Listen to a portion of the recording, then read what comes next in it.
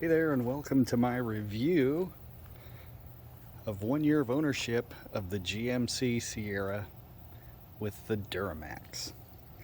So I'll go over a few things that I have done with the truck in the last year of ownership, some of the modifications that I've done, and my impressions after a year of owning this. So first things first, some of the things that I did when I got this truck was I installed some new Fox shocks in the back. I installed the running boards on the side.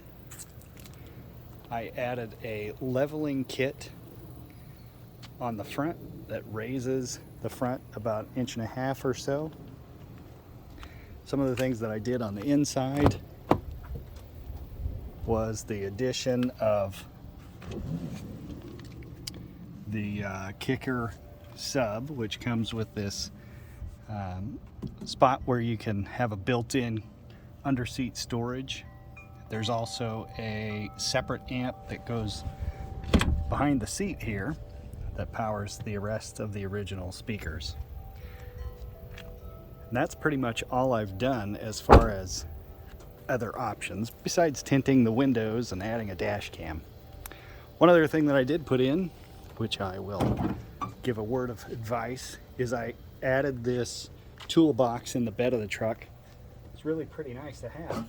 You can open it up, bring it out, use it to store all of your goodies, keeps it nice out of the way.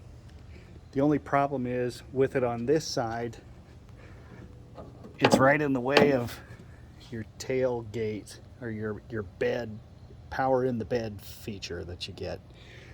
So to use that, you really have to swing this thing open before you can access it. So if I was to do it over again, I wouldn't get one on the passenger side.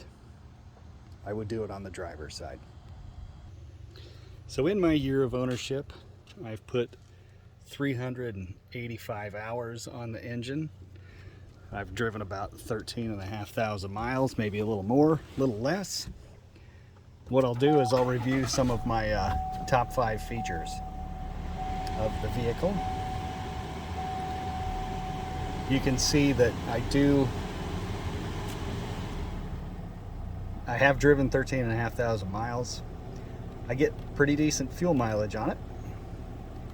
And if you look there, this tank I've gotten 26.5 miles per gallon. And average over the whole life, about 24. And that's towing a boat. That's driving with the cruise set at a fairly high rate of speed, yet I still get decent fuel mileage in this vehicle. Which leads me to my top 5. One of the top 5 is that engine. And as you can hear, it's pretty quiet for a diesel. I came from the 2016 Duramax, and a 3/4 ton. It was substantially louder, had a lot more power than this one does. But because this is a 3-liter diesel engine instead of the 6.8, you can tell it's a lot quieter. It's just a lot more civil for around town. The next thing on my top 5 is the color on the interior of this one. You think that's kind of a funny thing to like, but GMC has this exclusive color. The slate and walnut separates it from the Silverado, the black and the gray that's available in the Silverado line. So I like that a lot. The other thing that I do like is the keyless entry for the keyless remote, which is here. To lock it, you know, when you get in your vehicle, you just put your foot on the brake, hit the start button, and off you go. Don't have to worry about putting a key in and trying to fumble the keys out of your pocket. It's just press the button and there you go. The next thing that hits my top 5 is all of the accessories that are available for this. I've got the WeatherTech mats, which is an accessory. The running boards, there's a multitude of those to customize your vehicle. I did the Fox shocks in the back. I'd like to do them up front sometime. There's just a lot of things that you can do to make the vehicle your own. And some of those things I like, and it gives the vehicle its own individuality. Something that makes it your own. The last thing on my top 5, number 5 here, is the factory bed liner. They do a great job of putting this bed liner in here, along with the GMC logo up in the front. Chevy does it too. It says Silverado up there. So it's just a nice custom touch that I like, and it makes the pickup just that much more durable and last and protected as you drive it through the years. So those are my likes, along with the obvious one, the styling of it. When they came out with the 5th gen, they put this new nose on it, which I like. The new grille, the new bodywork, the new panels. It's just it's a nice clean design, and it distinguishes itself better from the Silverado now. Than instead of just a different grille, now you have different bed, different doors, different lights, different wheel options, and such. Now we'll do the my bottom 5, and one of them, which I've mentioned, is the original shocks that come on this one. I have the X31 package, and it came with the Rancho shocks. And if you like a soft, wallowy ride, then they'll be perfect for you.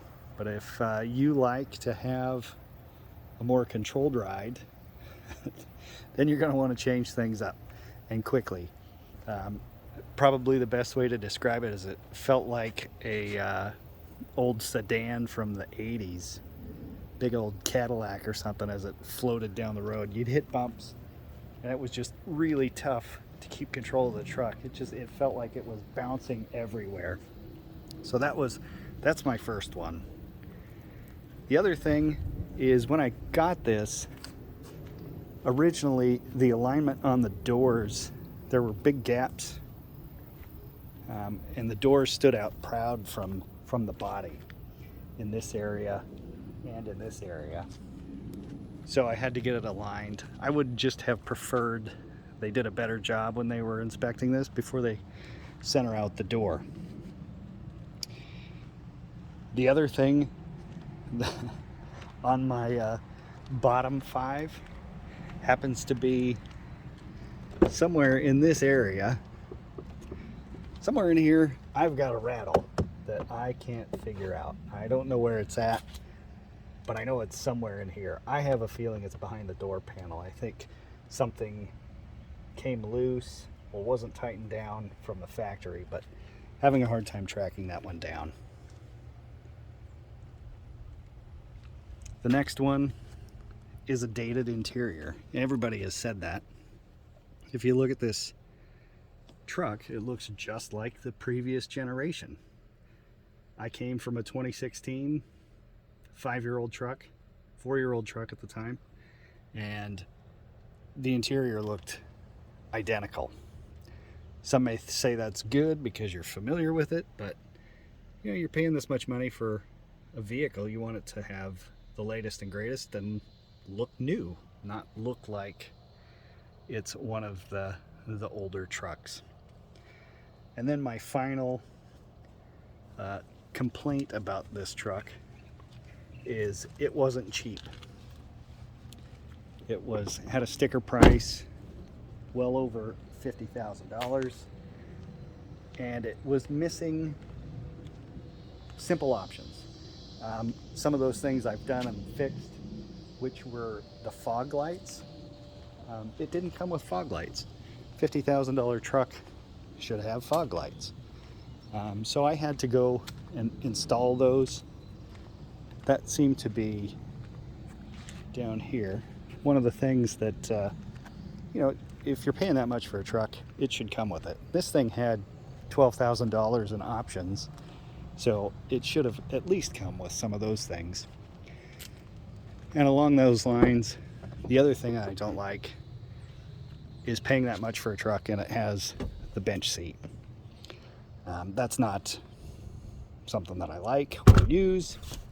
So I would have preferred, again, spending that much money, that it would have come with the upgraded interior. And that's it. So that's my review, my 1 year of ownership. How has the truck been? It's been good. I have enjoyed driving this truck. Drives very nicely, has lots of power, gets good mileage, tows my boat. It's hauled landscaping materials with ease. I guess the next thing is, would I buy it again?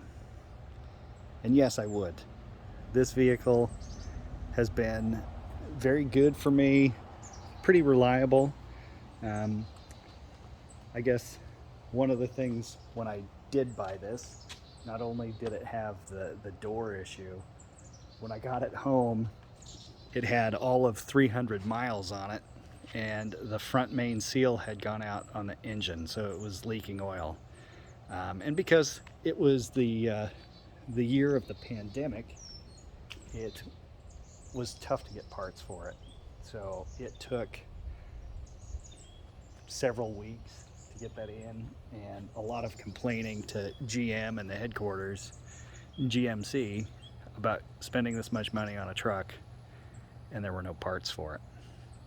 Since then, it's been very reliable, good fuel mileage, really good power. It's quiet on the road. I like driving this truck. I like this truck. And like I said, I would do it again.